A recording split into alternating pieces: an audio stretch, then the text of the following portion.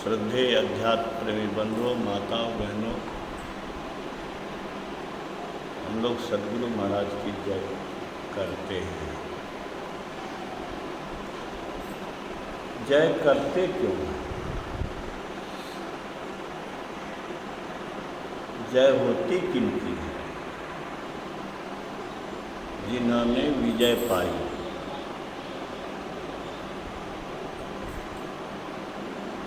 विजय तो संसार में भी होता है, भौतिकता की विजय, भौतिकता के क्षेत्र में विजय। लेकिन सर्वश्रेष्ठ विजय क्या है? जैन धर्म के संस्थापक भगवान महावीर ने कहा, जो वीर दुर्जय संग्राम में लाखों योद्धाओं को जीतता है, वह यदि अपने मन को जीत ले तो यह सर्वश्रेष्ठ विजय होगा। मन को जीतने से क्या होगा? जिसने मन को जीता, मन के उछल कूद को समाप्त किया, मन को एकाग्र कर लिया, उसकी ऊर्ध्वगति हो जाती है। ऊर्ध्वगति होने से क्या होगा? आवरण का भेदन होगा और प्रकृति मंडल से ऊपर उठ करके वह परमात्मा से मिलकर के एक में एक हो जाए। यही विजय सर्वश्रेष्ठ विजय है। गुरु महाराज ने कहा कि जिसने पिंड को जीता उसने ब्रह्मांड को जीता। तो ब्रह्मांड को जीतने के लिए, पिंड को जीतने के लिए मन पर विजय पाना आवश्यक है। मन पर विजय का मतलब क्या होगा? मनोवृत्ति पर विजय, मन को स्थिर कर देना। मन संकल्प विकल्प करता रहता है, इसके संकल्प विकल्प को खत्म कर देना। हम लोग यही अभ्यास करते हैं, जप के द्वारा, ध्यान के द्वारा, साधना के द्वारा। संतों ने ये विजय पाई, विजय पाया, इसीलिए हम लोग संत की और सद्गुरु की जयकार करते हैं। जयकार क्यों करते हैं? जयकार का अर्थ है उनका यश फैले, उनको लोग महत्व दें, उनको अपनावे लोग, उनके शरण में जाए लोग, क्योंकि उनके शरण में जाने से ही जीव का कल्याण होगा। नहीं तो संसारिक किसी भी उपलब्धि के बाद जो मनुष्य चाहता है कष्टों से छुटकारा, वह हो नहीं सकता। कष्टों से छुटकारा पाने के लिए इस जीवात्मा को मुक्त करना होगा शरीर और संसार से। तो गुरु महाराज की जय या संतों की जय। हम लोग कहते हैं सदगुरु महाराज की जय, संत महात्मा की जय, सत्संग की जय। क्यों? इसका महत्व बढ़े, इसका महत्व लोग जाने। जयकार करने का यही अर्थ है। महत्व जो जानेगा, इसको जो अपनाएगा, उसका कल्याण होगा।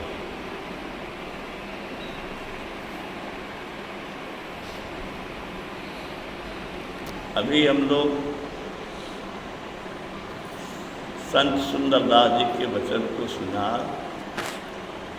जब ही जिज्ञासा होई चित्त एक ठौर आने, मृग जो सुनत नाद श्रवण सो भई। क्या अर्थ हुआ इसका? जब परमात्मा के विषय में आपको ज्ञान हो गया कि परमात्मा को पा लेने से ही कल्याण होगा, नहीं तो कभी स्वर्ग कभी नरक, कभी सुख कभी दुख,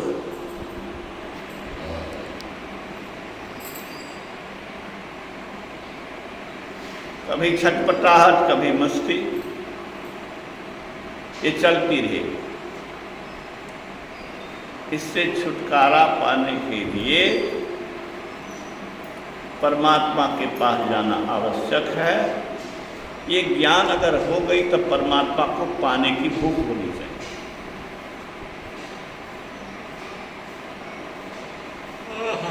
परमात्मा को पाने से कल्याण होगा, जानने से कुछ नहीं होगा।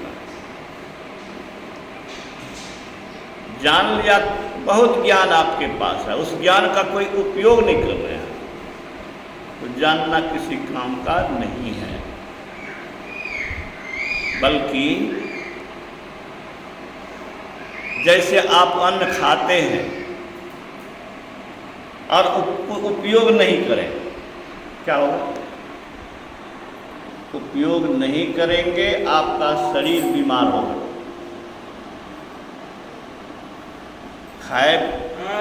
खाते रहो और सोते रहो, तेरे शरीर बीमारियों का घर होगा।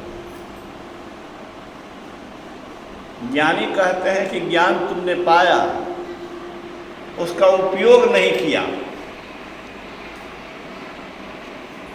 तो वो अजीर्ण करेगा। अनपच से खा लिया, पचा नहीं, क्या होगा? अनपच होगा, अजीर्ण होगा।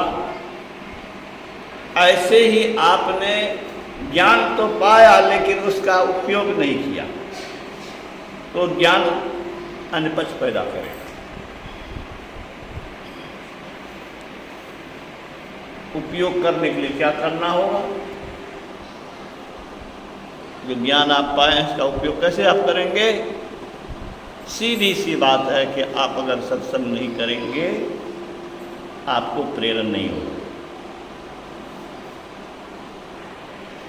कोई कहे, गुरु महाराज का शब्द है, कोई कहे कि सत्संग कर लिया, समझ लिया, बार बार सत्संग की क्या जरूरत है? अरे वही बात तो रोज रोज कहते हैं। गुरु महाराज ने क्या कहा? कहा कि सत्संग नहीं करेगा तो ध्यान का प्रेरण नहीं होगा, ध्यान में रुचि नहीं जगेगी। और ध्यान में जिसकी रुचि ही नहीं रहेगा वो ध्यान क्या करेगा? ध्यान नहीं करेगा तो कल्याण कहाँ से होगा? आत्मज्ञान कहाँ से होगा? हम लोग को शरीर का ज्ञान है, संसार की चीज़ों का ज्ञान है, और हल्का फल्का ज्ञान है, वो भी पूरा ज्ञान नहीं है। इस शरीर के अंदर क्या क्या है, क्या ज्ञान है? शरीर के अंदर का भी ज्ञान नहीं है। तो ज्ञान के बिना ध्यान नहीं, और ध्यान के बिना ज्ञान नहीं। आपको ज्ञान ही नहीं है कि ध्यान क्यों करें, कैसे करें, क्यों करें, आप क्यों ध्यान करेंगे? ध्यान का महत्व जानेंगे तब ध्यान करेंगे। तो ज्ञान बिना ध्यान नहीं, और ध्यान बिना ज्ञान नहीं।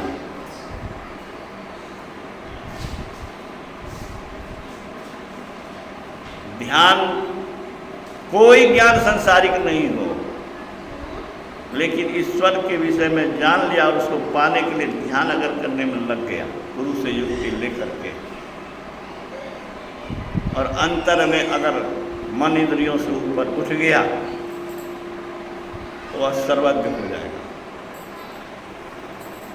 रामकृष्ण परमहंस जी निरक्षर थे, लेकिन भक्ति में, अध्यात्म में इतने आगे बढ़े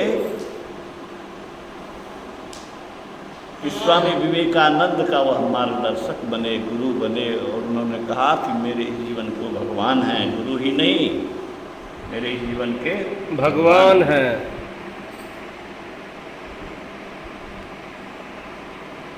विश्व में तहलका मचाने वाले, विश्व मंच पर विश्व के विद्वानों को विस्मित करने वाले विवेक मूर्ति स्वामी विवेकानंद यह कहने को विवश हो गया और उसके हृदय की आवाज निकली, क्या निकली? कि मेरे गुरु ही नहीं, इस जीवन के भगवान भी।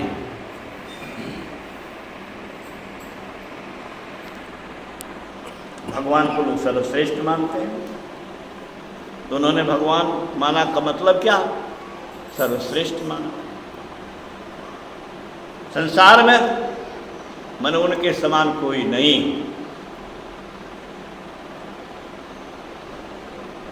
हम लोग सद्गुरु महाराज की जय करते हैं इसीलिए कि उनसे बड़ा कोई हितैषी नहीं। गुरु सतगुरु सम हित नहीं कोई, निस्दिन करिए सेव। तन मन आत्म रक्षक हैं गुरु, गुरु ही के नाम एक लेव है। ब्रह्मांड में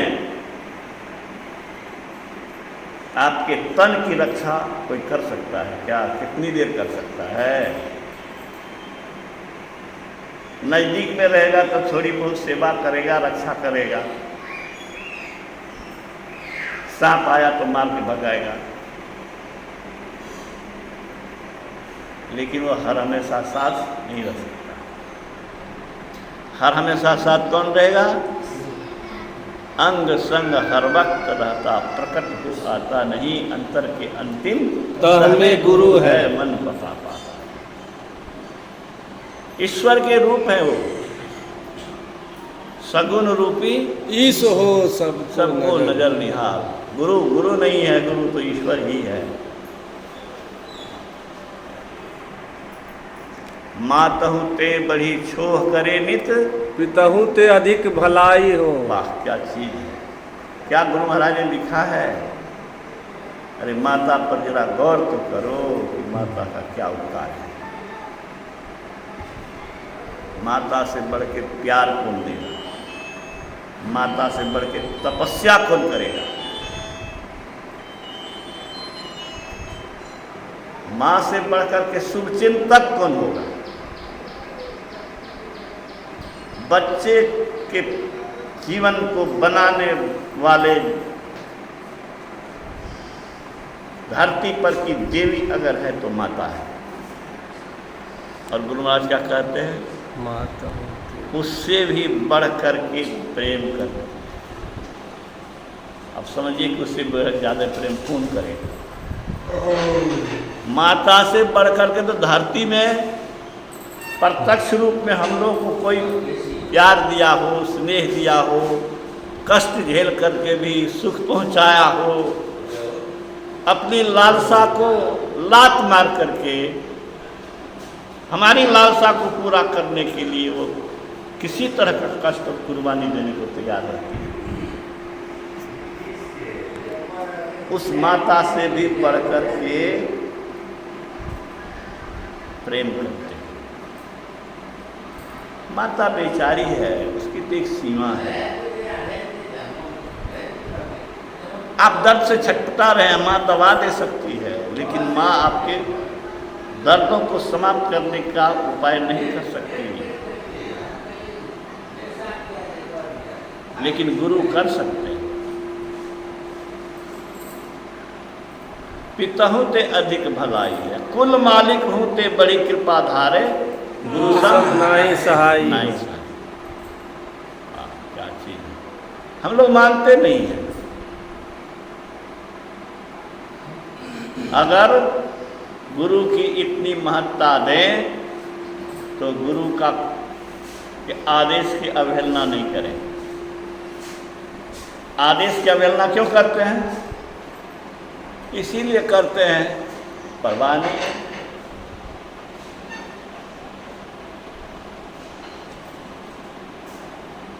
दरोगा का क्या हिम्मत है कि एसपी के आदेश की अवहेलना करे?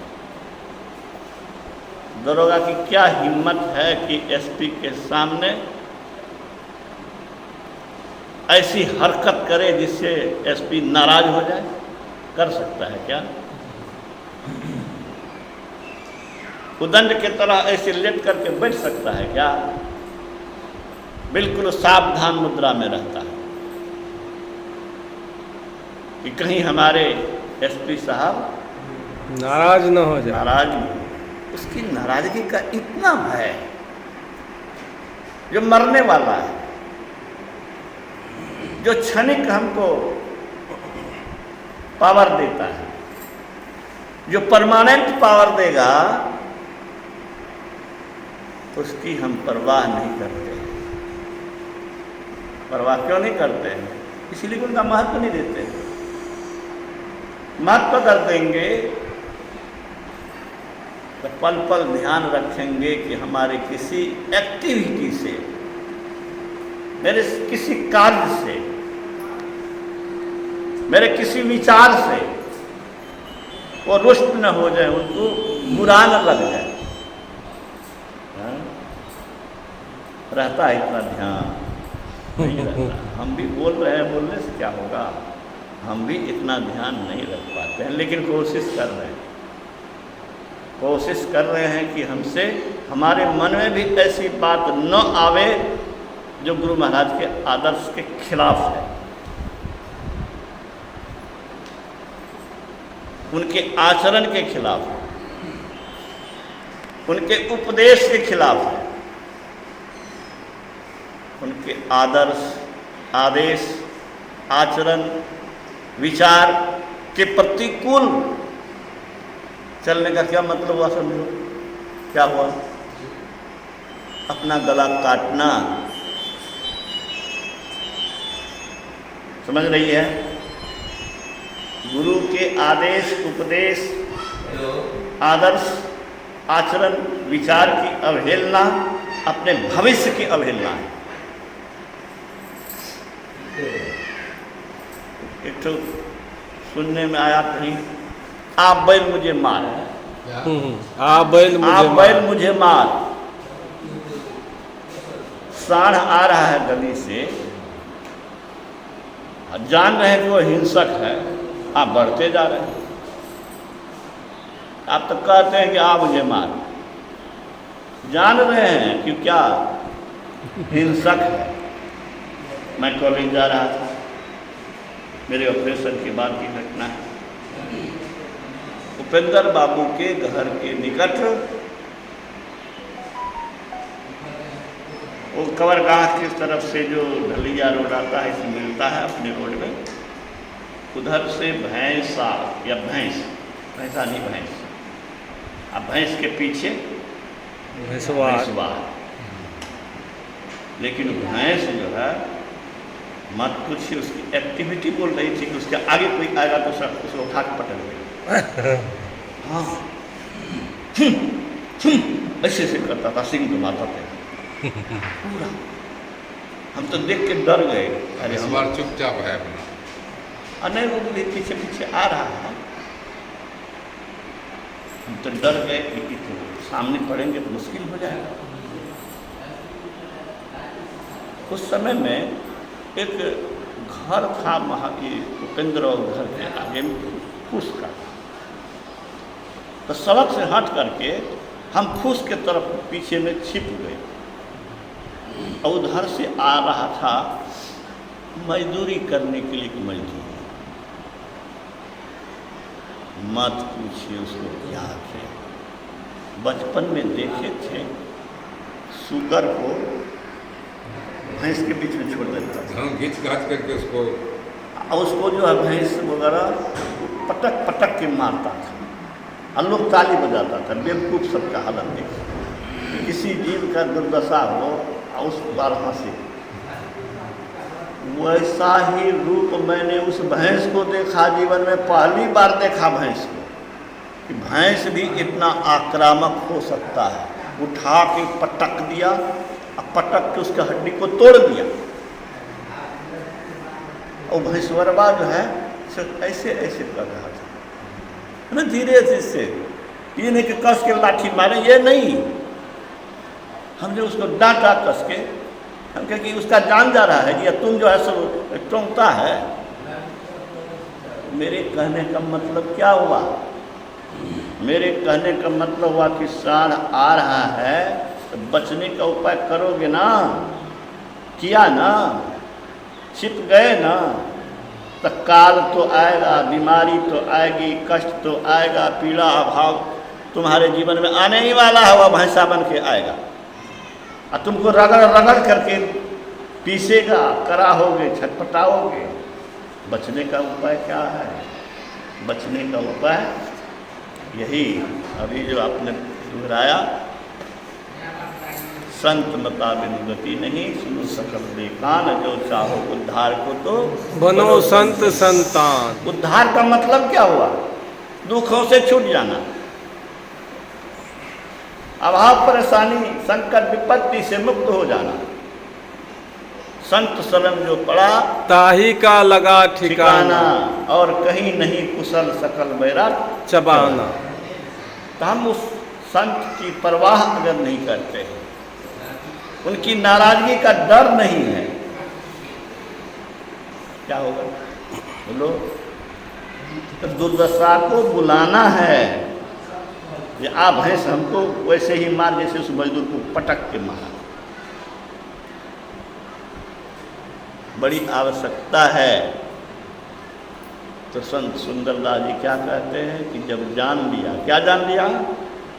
कि संत के शरण में रहने से ही, संत मत को अपनाने से ही कल्याण होगा।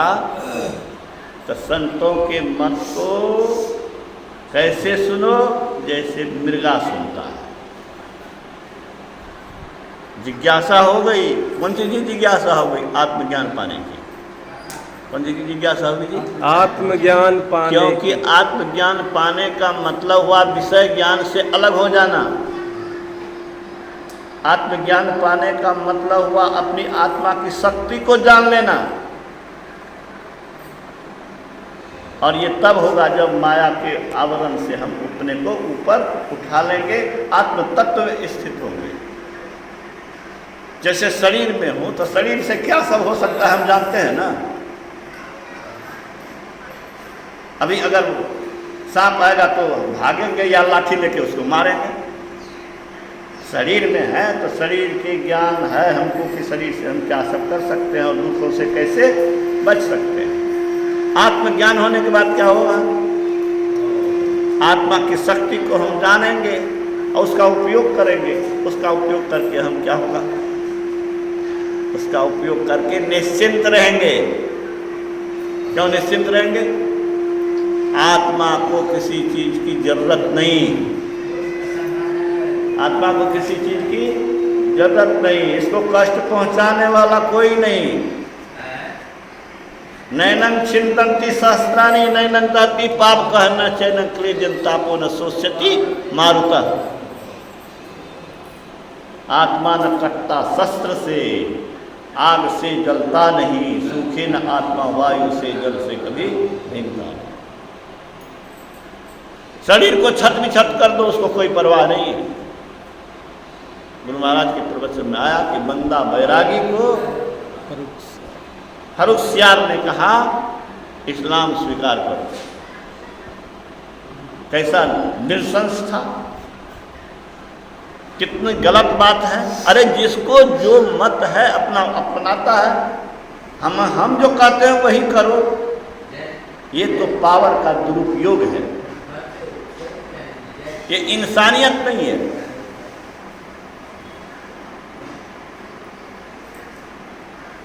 हैवान बनकर के उसको कह रहा है इस्लाम स्वीकार करो, नहीं तो मौत के लिए तैयार हो। उसने कहा हरगिज नहीं। कहा जलती हुई आग की व्यवस्था करो।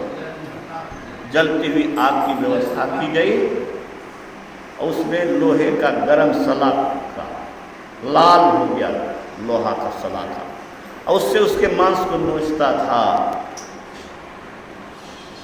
गुरु महाराज के प्रवचन में आया, वह मुस्कुराता था। क्यों मुस्कुराता था? कैसे मुस्कुराता था? ऐसे मुस्कुराता हो, कोई भी मुस्कुरा सकता है तब जब शरीर से अपने आप को अलग करने की क्षमता है। शरीर ज्ञान से अगर अलग हट जाए तो शरीर का कष्ट हमको क्या व्यापेगा? शरीर ज्ञान से हम हट जाते हैं कब? जब सो जाते हैं।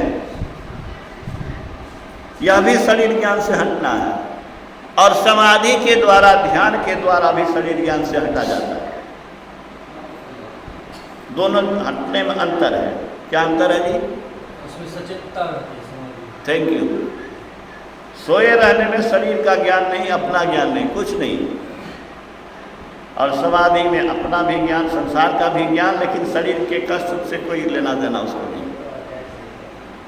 गुरु महाराज ने कहा यह एक नमूना है कि शरीर से, अपने शरीर ज्ञान से अलग होने पर कोई कष्ट नहीं रहता है और बड़ा चैन मालूम होता है।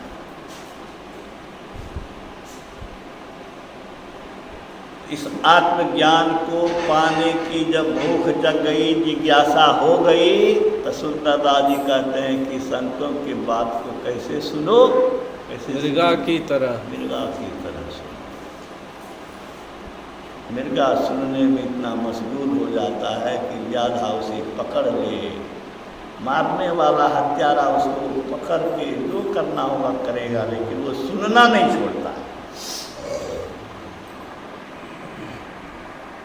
हम लोग को क्यों नहीं छोड़ना चाहिए? इसीलिए कि जब आगे के निकट है तो जाड़ा क्या करेगा? आग के निकट ही है तो जाड़ा क्या करेगा? संत के निकट ही है तो हमें पीड़ा क्या करेगा? पीड़ा कौन पहुंचाएगा?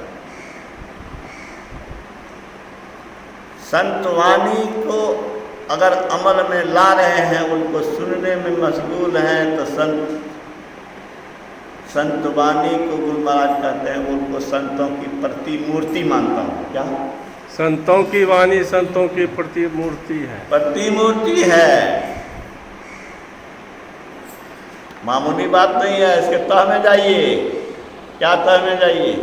अरे संतवाणी में तेरा चित्त लगा हुआ है तो तेरा चित्त संत में लगा हुआ है नहीं, और संत में लगा हुआ है बोलो, बाल बाका करने वाला ब्रह्मांड में कोई नहीं, बाल बाका करने वाला कोई नहीं। संत सुंदरदास जी यही कहते हैं कि पहले तो सुनो, इसी को श्रवण ज्ञान कहते हैं। सुन यहाँ पर बैठे हुए हैं, मन ननिहर में कुछ कुछ दूसरी बात सुन रहा है, सोच रहा है, ये श्रवण नहीं है। तन तो है सत्संग में, मन है बहिरंग में, इसका रंग नहीं लगेगा। रंग नहीं लगेगा तो संसार से मोह भंग नहीं होगा, मोह भंग नहीं होगा तो परमात्मा का संग भी नहीं होगा। संग परमात्मा का नहीं रहेंगे तो कल्याण भी नहीं होगा। एकाग्र होकर के सुनने का उपदेश संत सुंदरदास जी ही ने नहीं कहा है, गुरु महाराज के प्रवचन में भी आया है। मैं कई बार इस बात को दोहराया हूँ कि कहते हैं कि मृगा जैसे बांसुरी की सुरीली तान सुनने में मशगूल हो जाता है, व्याधा पकड़ लेता है लेकिन फिर भी सुनना नहीं छोड़ता। इसी तरह सुनना चाहिए, ऐसे सुनना चाहिए जैसे कि संत खड़े हैं, वो बोल रहे हैं अब मैं सुनना। गोया संतों पर ख्याल रखा, जिस संत की वाणी गाई जा रही है लगे वो संत खड़े हैं, उनके ख्याल में मशगूल रहिए, तब उनकी बात सुनिए। अभी यहाँ गुरु महाराज अगर आ जाए कितना आनंदित होंगे। और वो कुछ बोलेंगे तो कितना प्रेम से सुनेंगे, कितनी श्रद्धा से सुनेंगे, कितना एकाग्र होकर सुनेंगे। तो उनकी वाणी है तो उनकी वाणी है तो नहीं है। जब वही घोषणा करते हैं कि संतों की वाणी संतों की प्रतिमूर्ति है, तो गुरु महाराज की वाणी जब तुम गा रहे हैं या हम गा रहे हैं तो गुरु महाराज को मानो कि वहाँ है। इस तरह से सुनने का उपदेश यही है, श्रवण ज्ञान। आत्मज्ञान प्राप्त करने के लिए श्रवण चाहिए। इसके बाद क्या चाहिए वकील साहब? मनन ज्ञान। मनन ज्ञान चाहिए। जैसे कोई पता लगा का कह दिया कि अमुक जगह धन गड़ा हुआ है, तो जान लिए यही हुआ श्रवण ज्ञान।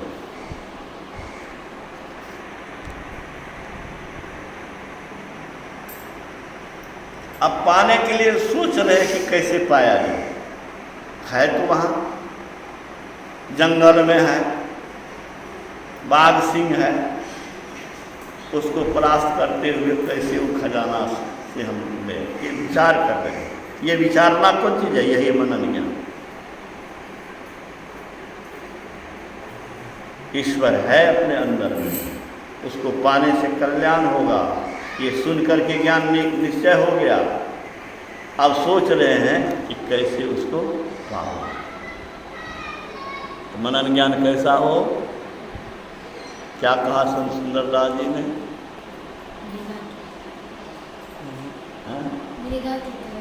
नहीं, तो शुरू से वाली बात सुनी जाती है। चातक पक्षी होता है, ठीक है? चातक हो, पपीहा हो, जैसे स्वाति बुंद हो, चातक रटत पुनि। चातक पक्षी स्वाति बुंद के लिए विरह में रहता है। जैसे प्रेमिका चाहता है कब पति का दर्शन, पपीहा क्या चाहता है? कब उनको स्वाति बुंद मिले। स्वाति नक्षत्र होता है। स्वाति क्या है? नक्षत्र।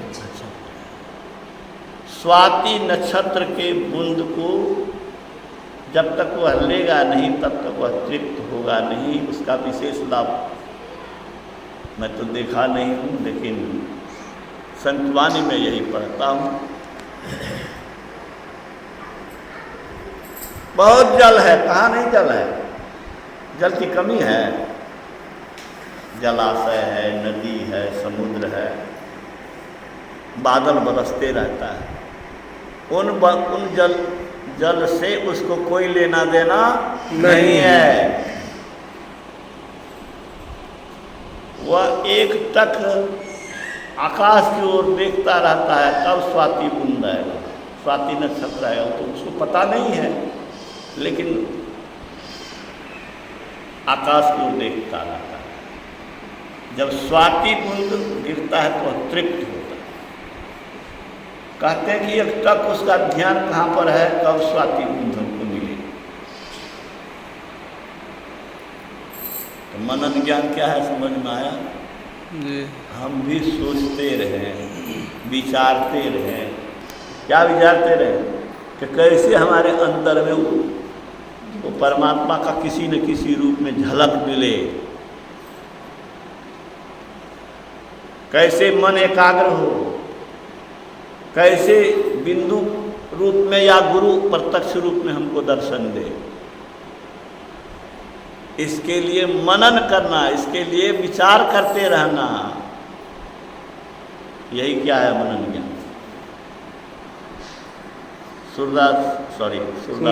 सुंदरदास जी यही कहते हैं कि श्रवण ज्ञान, मनन ज्ञान, निधिध्यासन ज्ञान, तब होगा अनुभव ज्ञान। आत्मा की अनुभूति कब होगी? पहले श्रवण ज्ञान चाहिए, तब मनन ज्ञान चाहिए, तब निधिध्यासन ज्ञान चाहिए, तब ज्ञान में पूर्णता होगी, अनुभव ज्ञान होगा। अरे रसगुल्ला खा लिया तो अब अनुभव करने के लिए कुछ बाकी रहा क्या? वही अनुभव ज्ञान। खजाना निकाल लिया, उसका उपयोग करके एसी डीसी सब आनंद भोग रहे हैं। यही अनुभव ज्ञान। पता लगा कि खजाना वहाँ है, ये श्रवण ज्ञान हुआ। उसको पाने के लिए सोच रहे हैं, ये क्या हुआ? मनन ज्ञान हुआ। और वहाँ जाके कुदाली से खोद रहे हैं, यही हुआ निधिध्यासन। एक्सपेरिमेंट कर रहे हैं और खजाना मिल गया, अनुभव।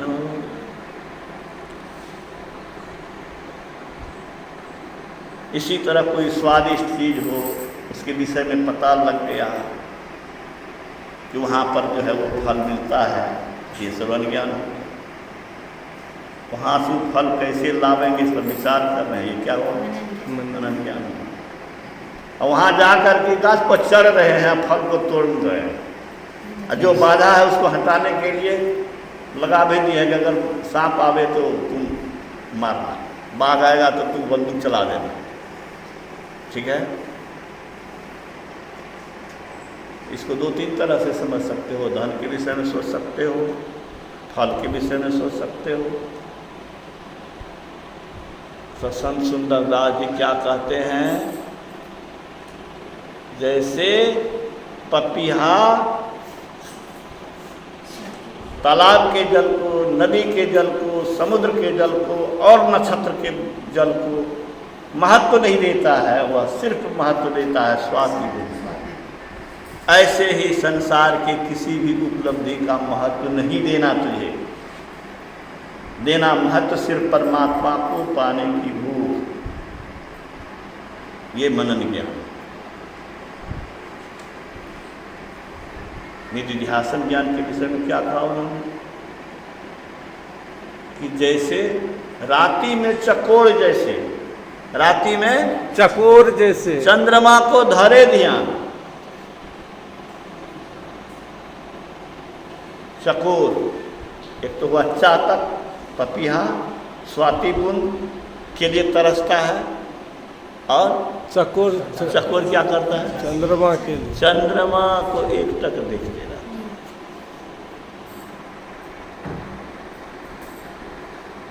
चंद्रमा जब ओझल हो जाता है तो अगर आग है तो आगे में अपना चोंच घुस जाता है। कहा जाता है, संतों ने भी कहा है कि चोंच जो उसमें घुसाता है उसको जलन नहीं होता है।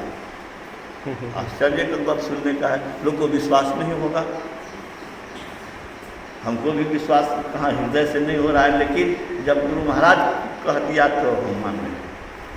शिशुआ ने पूछ दिया कि हुजूर ऐसा जो लिखा है तो चकोर जो है सो आग में अपना चोंच घुसाता है, उसको जलन नहीं होता है, सो क्यों नहीं होता है? कल कह नहीं समझा तुम। चंद्रमा के ध्यान में जो मन उसका एकाग्र हो जाता है, तो जैसे कोई शरीर से में है और उसका ध्यान एकाग्र होकर के ईश्वर की ओर चला गया, तो शरीर का कुछ नहीं होने वाला है, ठीक है। शरीर का कुछ नहीं होने वाला अगर परमात्मा से जुड़ गया। उसका ध्यान कहाँ पर है? चंद्रमा। एकाग्र हो गया, वो ईश्वर के तरफ, उस चंद्रमा से जुड़ गया। उस चंद्रमे को समझो परमात्मा मान।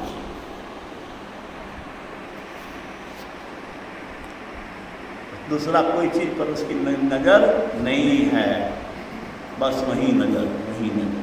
आप भी रखो वही नजर। कहाँ रखो नजर? सुषुम्ना में, जहाँ दृष्टि योग करने के लिए सीखे हो, जप करने के लिए सिखाया है, ध्यान करने के लिए सिखाया है, दृष्टि योग करने के लिए सिखाया है। जहाँ करने कहा है वहाँ वहीं पर अपने चित्त को लगाए रखो। ये क्या है? यही है निधिध्यासन। निधिध्यासन करते करते क्या होगा? अनुभव किया, ईश्वर की प्राप्ति होगी। ईश्वर की प्राप्ति हो जाएगी, सब कंगाली, सब दरिद्रता, सब दुख, सब अभाव, सब परेशानी, सब भय खत्म। न गम, न तम, न भ्रम, न जम, सब खत्म। क्या सब खत्म? भ्रम तम तम गम खत्म, भ्रम खत्म, तम खत्म गम। और जम का भय भी खत्म। यही हम लोगों का लक्ष्य है, यही मुमुक्षु का लक्ष्य होना चाहिए, यही सत्संगी का लक्ष्य होना चाहिए। अगर यह लक्ष्य नहीं है तो तुम्हारे भीतर में सत्संग का रंग लगा नहीं है, ये भूखे नहीं जगी है। भौतिकता के लिए बाप बाप करते रहो, काल के चक्की में पिसाते रहो और छटपटाते रहो। बड़ी आवश्यकता है संतों के विचार में अपने मन को रमाना। ये रिटायर्ड लोग से तो और कहूँगा, अब क्या आपको कमाना है भाई? क्या कमाना है? बेटा के सुख दुख को आप बांट लीजिएगा क्या? उसके भाग भोग में जो है भगवान कृष्ण ने नहीं बचा सका। धर्मराज युधिष्ठिर को जंगल जाना पड़ा ना जी, वनवास भोगना पड़ा ना जी। बेटे के लिए सोचना, बेटे के लिए सोचना, सब अपना भाग लेके आया। आपको जितना करना था कर दिए। मुझसे पूछते हैं तो मैं यही कह रहा हूँ, मैं ऐसे खाली कह नहीं रहा हूँ, इसको मैं अपने जीवन में उतार रहा हूँ। ठीक है, बहुत चिंता मत करो। बच्चे का क्या हो, पोती का क्या हो, अरे उसको जो होने का होगा। तुमसे जो बन पड़े करते रहो, लेकिन अपना लक्ष्य कहाँ रखो? इस वक्त क्षण सुख लागी जन्म सतकोटि, दुख न समझता, दुख न समझते ही सम कोटि। अब जवान आदमी के लिए कह रहा हूँ, रिटायर्ड नहीं तो कह दिया। जवान आदमी को कह रहे हैं कि क्षण भर के सुख है शरीर का सुख, इसके लिए दिन रात बाप बाप करो, और इस आत्मा का जो अनंत जीवन है उसके लिए कुछ नहीं सोचो। अब आगे हो, मूर्ख हो, ना समझो। समझ रही है जी? ये शरीर कब मिट जाएगा कोई ठिकाना नहीं है। बहुत लोग आएगा, बहकाएगा, मन भी बहकाएगा, इंद्रियां भी बहकाएगी, शरीर भी बहकाएगा। यहाँ रस है, वहाँ सुख है, यहाँ कल्याण है, कहीं कल्याण नहीं है। संतों की बात को सोच लो। रस कहाँ खोजना है? कहाँ है रस जी? रस आत्मा में है, रस सुषुम्ना में है, भक्ति में रस है। वो रस ऐसा रस है जो रस कभी फीका नहीं होने देगा। इधर का रस कैसा है बोलो? अरे संसार का कोई भी रस हो, रसगुल्ला 3 दिन के बाद महक जाएगा। 3 दिन के बाद छोड़ दो, 50 ठो रसगुल्ला खा लो, तब एक रसगुल्ला में पता चल जाएगा किसमें रस है, क्या हुआ है। अगर उसमें रस रहता, वास्तव में मिठास रहता, तो पेट भरे हुए पर भी उसका मिठास मालूम होता। अब फीका पड़ रहा है। संसार के जिन जिन जगहों पर खोजोगे रस, वहाँ अंत में तुमको मिलेगी निरस। इसलिए बहकावे में मत पड़ो। इंद्रियां, शरीर ललचाएगा, लालचने से अपने को बचाओ। अच्छी बात सुनो, अच्छी पुस्तक पढ़ो, अच्छे लोगों के संग में रहो, अच्छे विचार में मन को घुमाओ कि हमें यही करना है, हमें यही पाना है। नहीं तो अपना कब्र अपने से खोदो। अरे कब्रगाह में जैसे शरीर को सड़ाता है ना, वैसे इस माया में फंसे रहोगे, अपने आप को सड़ाओगे। कब्रगाह में शरीर को सड़ाता है, ठीक है। मिट्टी में डाल दे तो क्या होगा? तुम्हारा शरीर सड़ेगा। और इस संसार में रहोगे तो कौन सड़ेगा बोलो? तुम सड़ोगे, हम सड़ेंगे, ये तय है। शरीर को कब्र मत बनाओ, शरीर को कब्र मत बनाओ। शरीर को क्या बनाओ वकील साहब? शरीर को सारे दुर्दशा से बचने के लिए वो साधन बनाओ, जिस साधन से हम परमात्मा को पा करके, परमात्मा में मिल करके सारे दुखों से छूट करके निर्भय हो सकते हैं, निश्चिंत हो सकते हैं, सर्वशक्तिमान हो सकते हैं, ईश्वरीय शक्ति प्राप्त करके ईश्वर बन सकते हैं। श्री सदगुरु महाराज की।